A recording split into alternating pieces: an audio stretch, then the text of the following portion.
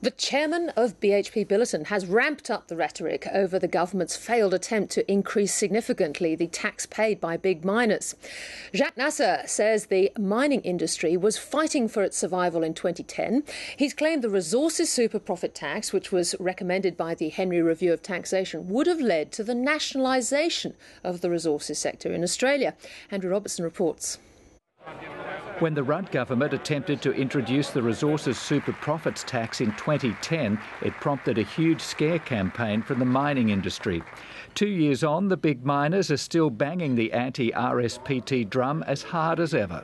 We were fighting for our survival. In essence, it would have meant effective nationalisation of the resources industry in Australia.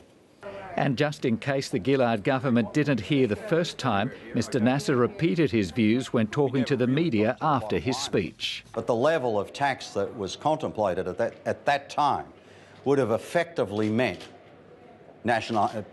almost total nationalisation of the industry.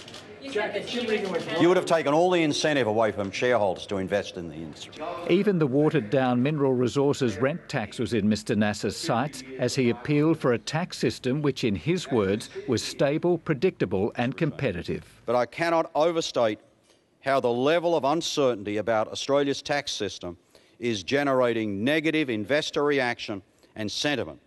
People just don't know where it's going.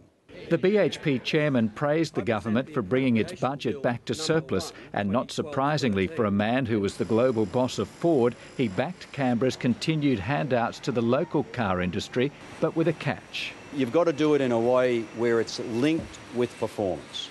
You do this, we'll give you this. We'll give you this if you do this.